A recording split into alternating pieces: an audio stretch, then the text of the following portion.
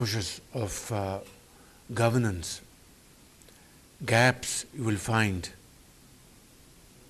and efficiency and laziness you will observe in various departments, ministries, and institutions will be a great learning curve for you. And I'm sure before you join your great universities and institutions, we'll have another session so that I can sit down and listen to your very fact of matter analysis, feedback, and which will be very, very helpful for me and my colleagues to further improve our system of governance. It's now about 15 to 16 months that we are in charge of federal government. And when we took over, Pakistan had just come out of a very serious threat of default. It was the month of June 2023. I was in Paris, and our fate was hanging in the balance. Overwhelming majority was of the view that we are going to, God forbid, default on our payments, our sovereign commitments, and minority was of the view that we'll probably escape this disaster. And if you ask me, until I had met managing director of IMF in Paris, I was not sure. I was sure that we will not default, but I didn't know that we will be able to achieve a program in this short span of time. As luck would have it, we were able to avoid default after my marathon discussion with Managing Director IMF. I was then the Prime Minister of PDM government. Fast forward, we were again here in Islamabad, and I took oath on 4th of March last year. At that point, our economy was in a bad shape. We were all observing galloping inflation, touching 38%. Our policy rate was about 22.5%. And our business atmosphere was at best very skeptical. FDIs were remote, and foreign remittances were at best average in comparison to the previous years. And we took upon ourselves this onerous responsibility, huge burden, that we will march in unison, work with sincerity of purpose, seriously, and then leave things to Allah Almighty. Fast forward, as luck would have it, our teamwork, joint efforts, paid dividends, and as we are sitting in this hall, our policy rate has come down from 22.5% to 11%.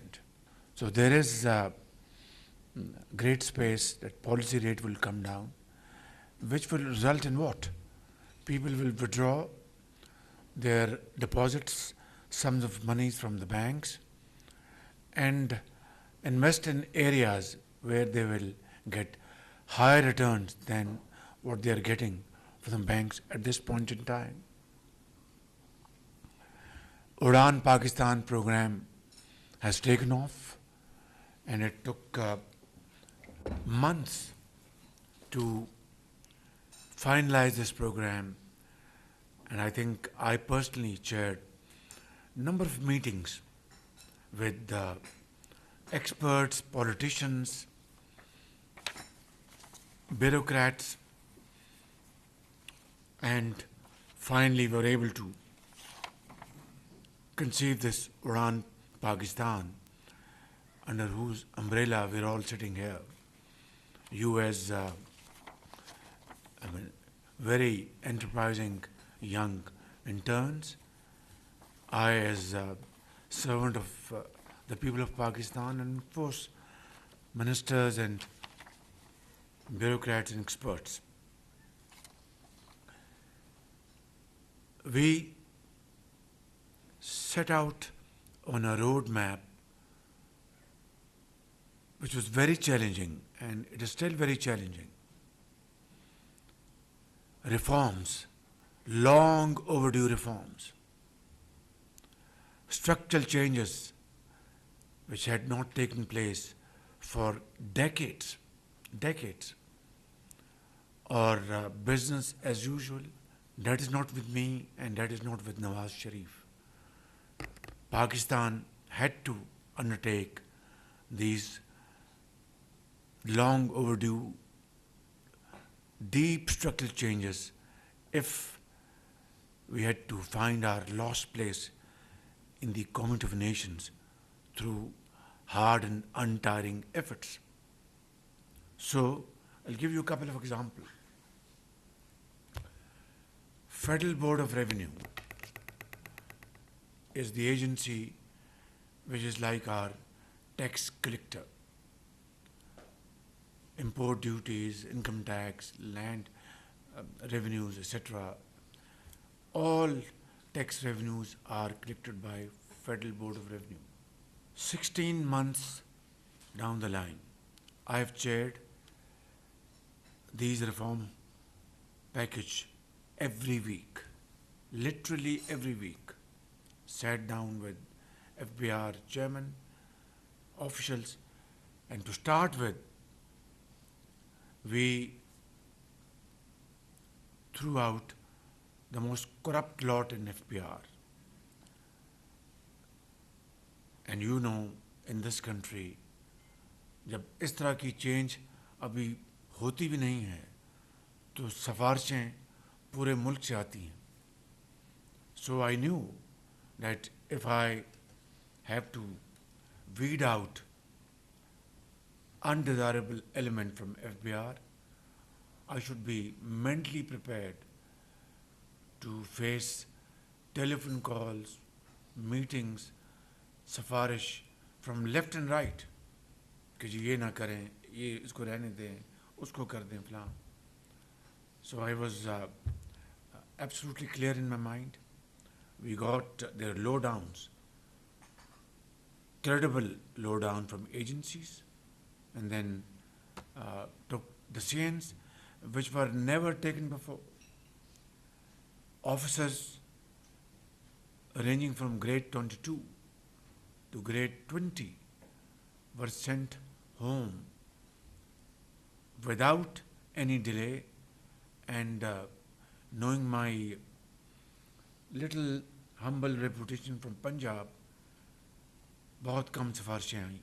They knew that I will not entertain these sifarishes from all over the country. Then there was all pep talk of digitization of FBR. It was all on papers.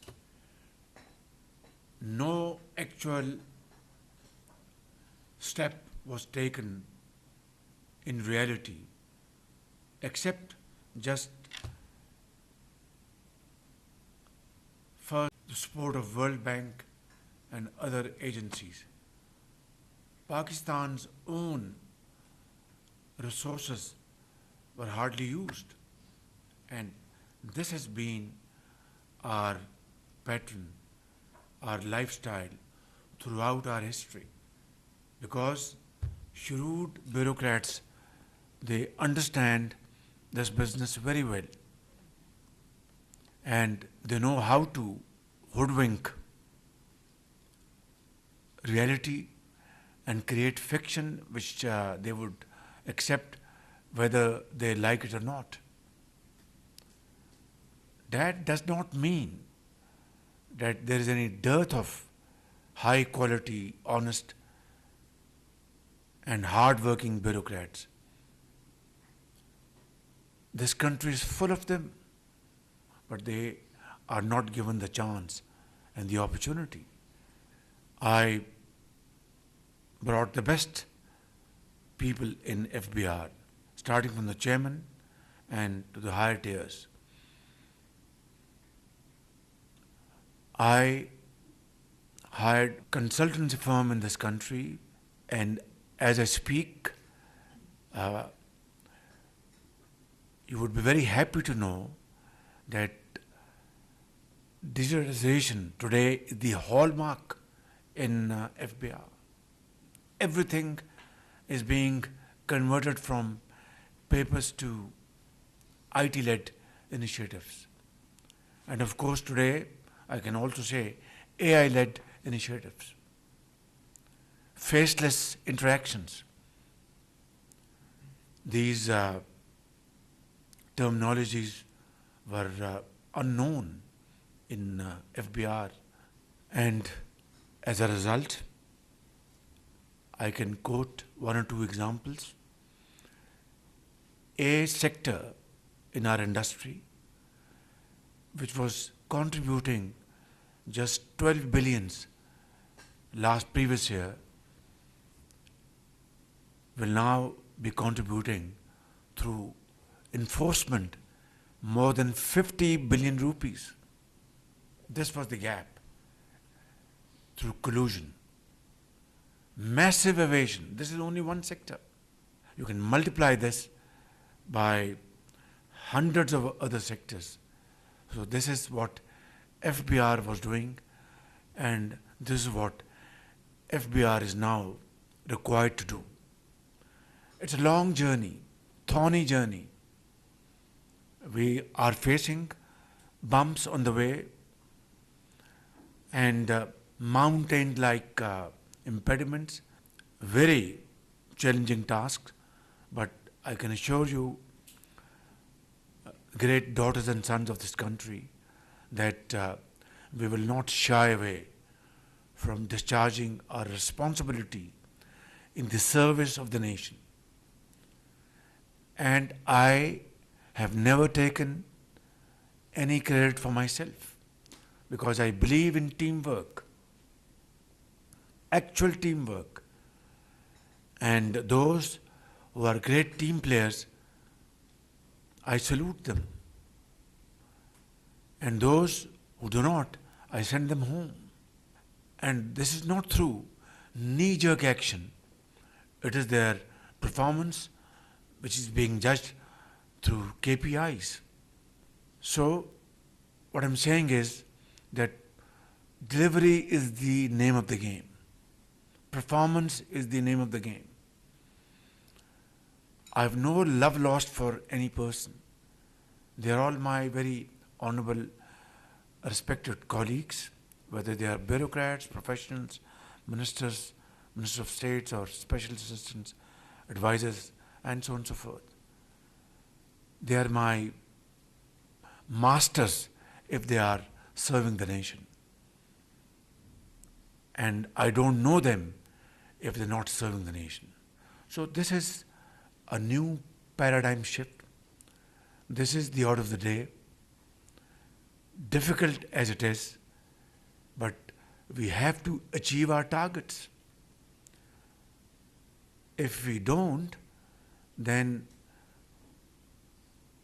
we would have failed to serve the cause of this country. And I will have to face the music along with my colleagues in all earnest. And if we're able to deliver, I think Allah Almighty, through His infinite mercy and blessings, we can stand with our head high in public domain. That's the crux of our philosophy of work ethics, ecosystem. I will not take more of your time. I think I've explained the essence of where I come from and my colleagues. I wish you best of luck. You are our future hope, and I mean it from the core of my heart. And we look towards you. The key of this country's success story is in your hands.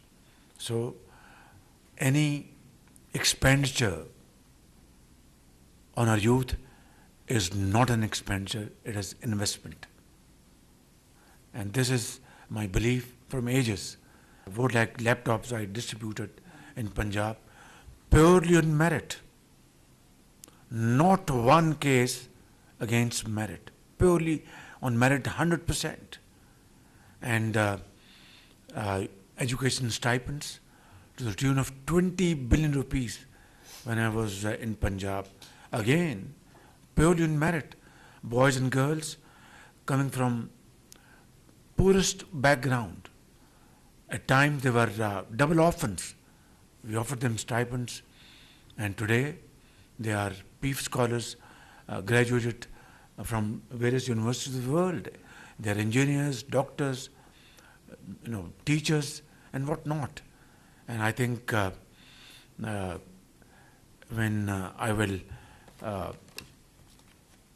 face my Creator, Allah Almighty, and when He will ask me कि तुमने दुनिया में कौन सा काम किया जो मेरी तुम इस अदालत में आए हो, तो मैं ये कहूँगा merit, merit and merit.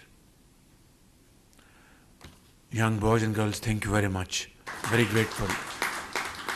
Any question you have, I am here to answer, but be kind on me. If I talk about my fellow students, many of them get into excellent universities, Ivy League universities, including my own brother and my other fellow students who have been accepted into Cambridge, Oxford, Columbia.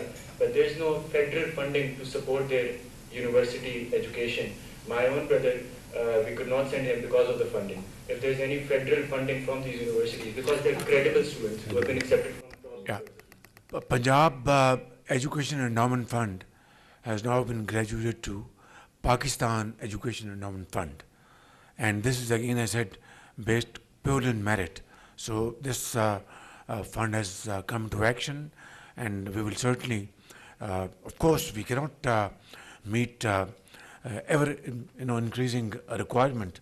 Although if I have funds, I would spend all these funds to finance your education bills. But there is a limit. Within that limit, inshallah, we will certainly, take up this issue, and this is very, very near and dear to my heart. Pakistan, as we know, is one of the most vulnerable countries to climate change. हम लोग climate change पे इतना contribute नहीं करते हैं जितना हम उससे affect होते हैं. This is a major problem, and as I'm aware that we plan to become from the top 25 economies of the world. Pakistan is one of those unfortunate countries, the first 10 countries around the globe which is exposed to climate change. And we had a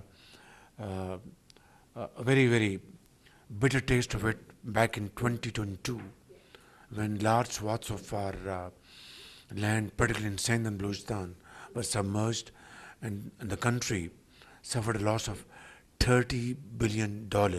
Just keep in mind that we contribute to these emissions not even a affected country. Finally, young boys and girls, I'd like to congratulate you for two things. Pakistan was a victim of aggression in the month of May. Uncalled for. This Pahalgam incident, sad as it was, and it is, Pakistan had no contribution in that. Two, I offered a straight proposal to Eastern neighbor that let's have this matter investigated by an international body comprising of countries which both countries would agree to. India never even commented on this proposal, let alone, agree or disagree. And then on 6th and 7th of May, they attacked Pakistan. And as a result, 55 innocent Pakistanis were martyred in Bahawalpur, other places, and then, of course, in Azad Jammu and Kashmir. And hundreds were injured. And we defended our country. That was our basic duty, our responsibility. In that self-defense, action, 6 planes were downed. And then, as if it was not enough, during the night of 9th and 10th May, India attacked Pakistan again. And then in retaliation, on 10th morning, we responded with full might, which taught our enemy a lesson of their life. What I want to really bring up over here is, it was the result of unity of thought and action. The entire nation, from Karachi to Peshawar, was supporting our armed forces, and our armed forces showed the highest level of professionalism, acumen, and bravery, and that led to this victory. Alhamdulillah, we won this conventional war through modern techniques, modern technology, and so on and so forth. And flashing point of a nuclear war never came. By the grace of God, inshallah, it will never come. Our nuclear program is for our self-defense. It is not for aggression. Thank you very much. God bless you. Pakistan Pindabad. मौसर इक़दामात से इक़्तिसादी शोबे में अशारिये बेहतर हुए हैं। नौजवानों पर सरमायाकारी तरजीह है। समर स्कॉलर्स प्रोग्राम में मुल्क के हर कोने से प्रोग्राम में नौजवानों